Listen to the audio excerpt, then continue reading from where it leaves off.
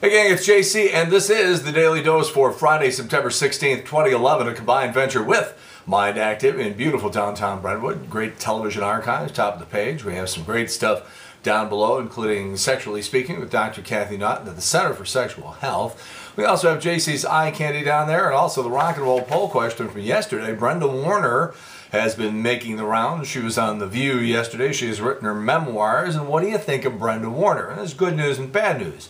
The good news is that 44% number one answer said she's terrific and her charitable work with Kurt is an inspiration. But right behind that at 40% is it's probably possible to accomplish a lot of the same goals she has without being the center of attention as often as she's been. And the number three answer was 17%. She's way too over the top for me. So if you combine the 40 plus the 17, you got 57% of people, the overwhelming majority of people who say, not so sure they're on Brenda Warner, which is about what I was expecting.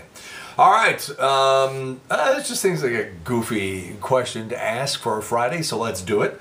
Which natural phenomena do you think is worse? You know, you can run, but you can't hide, you know, because in California, you got earthquakes, you got droughts in the plain states, you got tornadoes here in the Midwest, you have hurricanes and flooding along the whole eastern seaboard and even the upper Northeast. And you have lake effect snow squalls that could dump like, 3-4 feet of snow in one snowstorm on the Great Lakes region, especially up, on the western side of Lake Michigan. I'm sorry, the eastern side of Lake Michigan, and down along Buffalo and Rochester and places like that. So which one is worse? Which think about that all weekend and give me an answer. We'll have the results for you tomorrow here on the Daily Dose on Monday morning. I think Monday's going to be a busy day with you got Ashton Kutcher on 2.5 Men, you've got the Charlie Sheen roast, and of course you have the Rams on Monday Night Football. Will Steven Jackson play? They're saying he might not decide until maybe 4 or 5 o'clock on Monday afternoon. We are going to have to watch that and see what happens. Speaking of football, how about this Mizzou game, which is not being televised tomorrow, except on pay-per-view, and some places are charging $40 for the game, and the cable system, satellite system I have wants $25. Guess what they're not going to get? Ain't going to get crap, ain't going to get squat, ain't going to get diddy. So the game is on the Big 550 KTRS, and that's absolutely free, so you might want to consider that. Frost and freeze warnings in the upper Midwest, upstate New York, upper New England. This is not good, folks. This is mid-September, and this should not be happening. And I'm going to keep saying this because I can't wait to see what happens at the end of October, because Dave Murray says winter will arrive early in the St. Louis area, and we could have snowflakes, not accumulating snow, but snowflakes here in the St. Louis area by the end of October. Let us see what happens. All right, could hardly believe my eyes last night. And then really, maybe it wasn't as dramatic this morning with Matt Lauer on the Today Show. But if you saw Charlie Sheen last night on Leno, I have to tell you, it was one of the most remarkable things I've ever seen on television. And I'm not overselling it, I'm not exaggerating, and I'm being completely honest with you.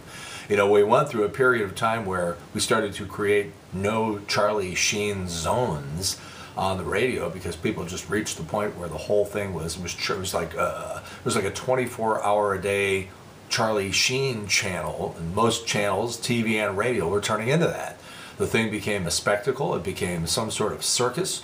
You'll recall that I think you were very appreciative of the fact that we finally just reached a point where we said, we're not going to have any more Charlie Sheen stuff today. The stuff has just gotten absolutely ridiculous. I think most people expected that he would be dead in a couple of months, and instead, one of the most miraculous transformations, public relations repair jobs, and on top of it, he seemed absolutely completely likable and genuine, and the crowd was cheering wildly for him. Now, I know there have been crowds that have cheered wildly for him when he was in the midst of all this stuff, but this was different. This was absolutely different. I woke up this morning thinking to myself, did I dream that, or did that really happen? So either Charlie Sheen got some real good therapy, or the old man stepped in, or maybe this thing just ran its course, or as is so frequently the case, it's a combination of all of those elements in the equation.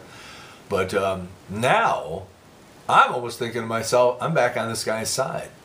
And if you have an opportunity to see this performance, I call it a performance, I mean, in a way it was, but this appearance last night on Leno, just absolutely remarkable. It looks like Charlie Sheen is back, and this time the nonsense may have come to a conclusion. It was absolutely amazing what I saw last night.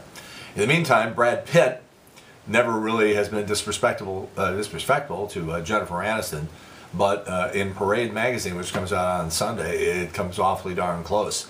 He says it became clear to him that he was trying to find a movie about an interesting life because he didn't have an interesting life himself. He says, and this is a quote, "I think that my marriage had something to do with it. Trying to pretend the marriage was something that it wasn't. The point I was trying to make is that not that Jen was dull, but that I was becoming dull to myself, and that I am responsible for." What did we say? We had a rock and roll poll question here maybe a month ago about Jennifer Aniston, about what's the problem with her? How come guys rent her for a few months and nobody seems to want her for keeps? Although she's in what appears to be a real relationship right now. And I surmised, after having really paid close attention to her movie roles, and I don't like those dumb, mass appeal romantic comedies where she's always the unlucky girl, just the sweetheart that's unlucky at love. I like her offbeat performances like Office Space and The Good Girl and Friends with Money and things like that. But when I see her on talk shows, she seems like the most uninteresting person on earth, even though I find her ravishly attractive. So it looks like that it may in fact be on the, we have hit the nail on the head there. So we'll see what if there's any fallout on that. If you were wondering whether the Scarlett Johansson pictures that popped up were real the other day, the answer is yes, because she is threatening to sue any websites that publish them. Luckily, I've already downloaded them. It's too late, Scarlett. Just make us happy, that's all. Just make us happy. You quit the grinning, you drop the linen. America's red-blooded American males are all thankful. Gosh, it would seem to me that we would take some pleasure in that. Christina Hendricks has supporting roles in 2 new movies this weekend, Drive and I Don't Know How She Does It. A lot of people will be seeing those movies just to see how much cleavage we get. And what's interesting about that, too, is a reporter, actually it's a paparazzi, but the guy approaches her the other day on TMZ and just basically says, hey, do you ever get tired about always talking about the twins? And she just sort of went and turned and walked away. And then, crammed herself into a push-up bra and showed all the cleavage and had more pictures taken of herself. So I don't understand when women do that.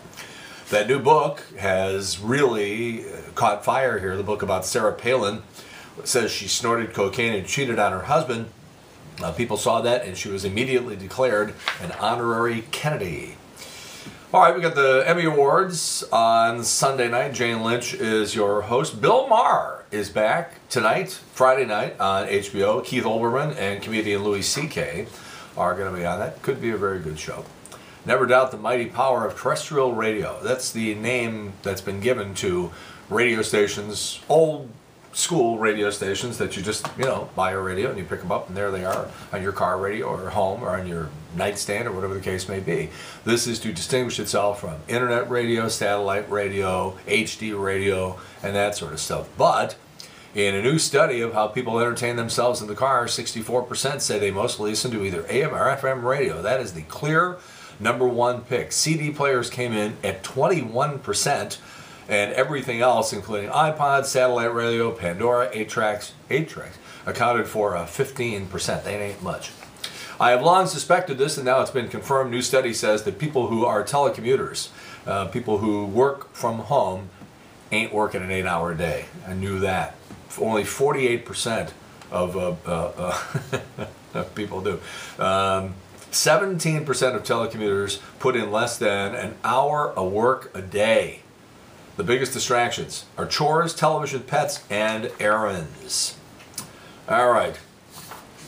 Average family sees 2,000 arguments and 928 sex sessions in its existence. The average family lives in a home for about 8 years and then they move out. And during that 8-year period, that's what we said, 2,000 arguments, that's it's about 2 every 3 days.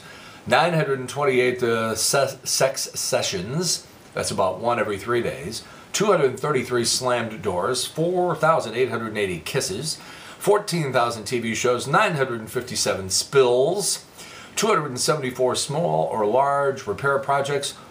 1,144 visitors, the purchase of 3 pets, 2 cars, and the birth of 1 child. That's what's going on in your house. All right, birthdays today. A couple of people from Saturday Night Live. Amy Poehler is 40, Molly Shannon is 47, and Jason Sudeikis is 36 on Sunday. And it pains me to report to you that there are only 100 days until Christmas. All right, last weekend's decision by officials at the Edward Jones Dome not to let the woman in, season ticket holder, because she had a sign that said, "My pit bull is a Rams fan." Still reverberations from this whole thing, so I made it the subject of my I'm Just Saying feature last night on News Channel 5 at 10 o'clock. If you missed it, you can see it. It's on iCandy. It's right below what you're looking at right now. And of course, our rock and roll poll question, as we said, natural phenomenon. You can run, but you can't hide.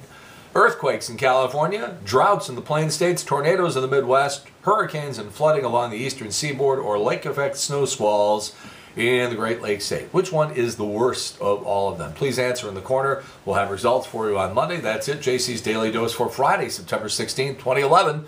A combined venture with Mind Active in beautiful downtown Brentwood. In the meantime, we've beaten this one to death. Have a great weekend. See you later. Bye.